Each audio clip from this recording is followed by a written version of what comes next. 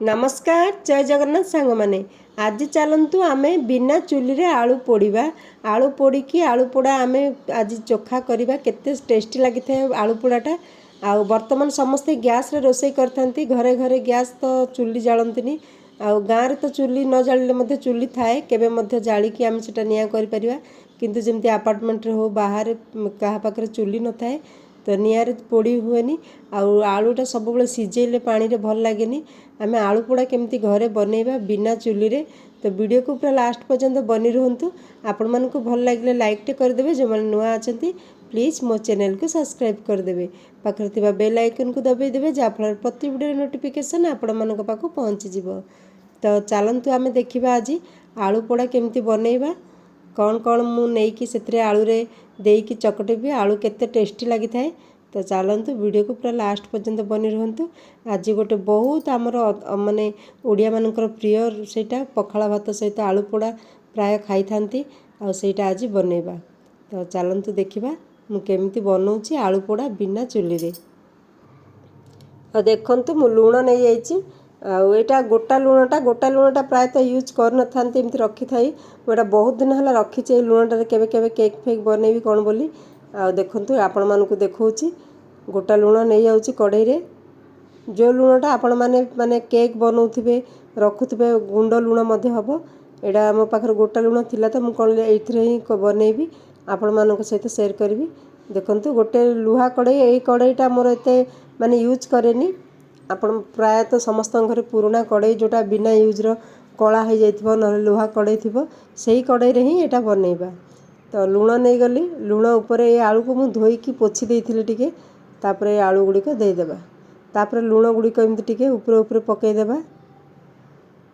लुणटा कौन हुए टेम्परेचर को पूरा भल रखी थाए केबे मध्य बासन पोड़ेनी कि किछि नहीं लुण देकी जदि हम बनैबा एटा देखिबे बहुत बढ़िया बनिबो। आपण माने एमती कंदमूल मध्ये आजिकली माने स्वीट पोटाटो आसलानी बाजार रे सेटा मध्ये जदि आपण माने पोड़ा खाइबा पसंद करंती एमती लुण रे देकी पोड़ी परिबे बहुत ही टेस्टी लगी थाए।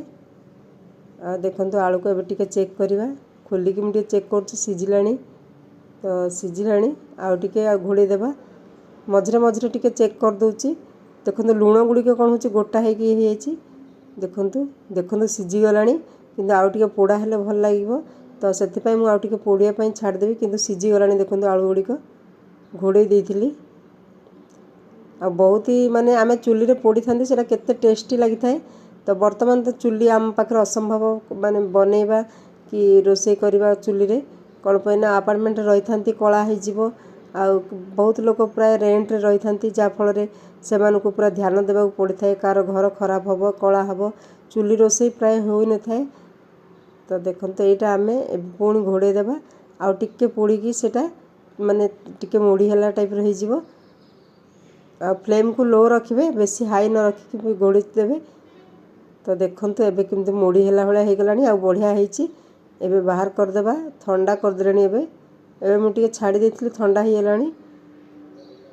देखंतु पूरा नथनतिया पूरा भीतरटा पूरा बढ़िया सिझिची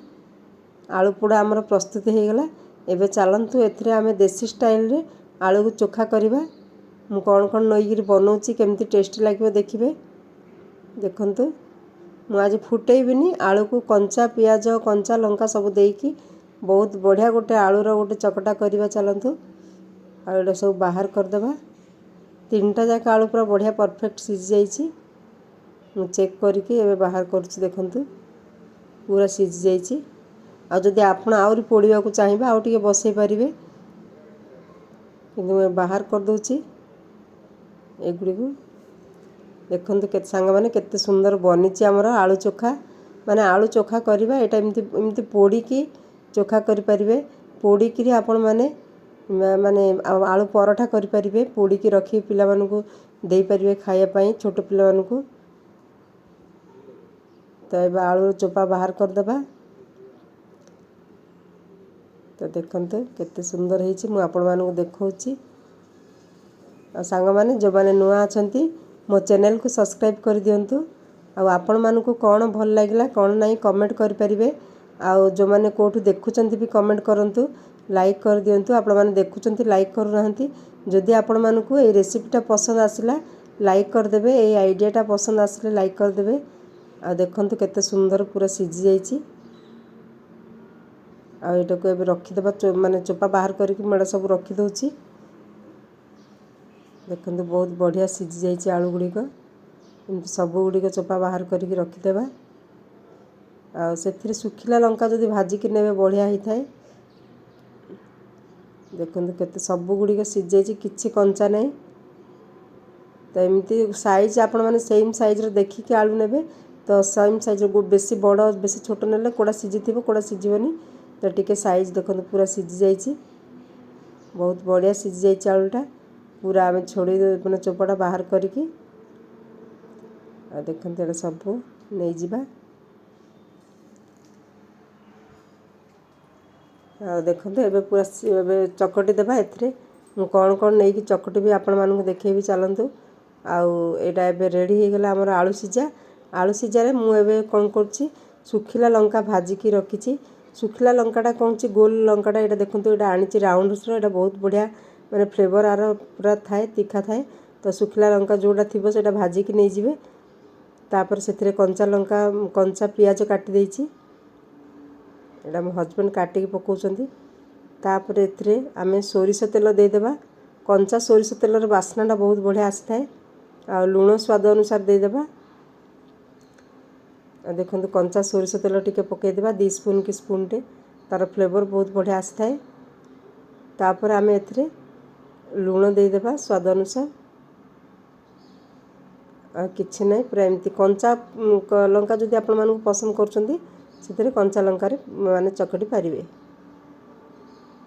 तापर ए जो माने मरीच गुड़िक देखंतु लंका गुड़िक भजा जाक पूरा बढ़िया गुंड हो जिवो देखंतु केते सुंदर हे गेला हमर आलू चकटा पूरा प्रस्तुत हे गेला देखंतु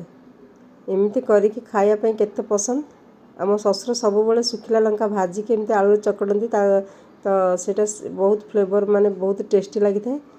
फुटेबा अपेक्षा एमती करिकि जदि चकटे कि आलू चकटा खाइबे बहुत फ्लेवर आसता है एमती करिकि परोठार मध्य स्टफिंग दे परिबे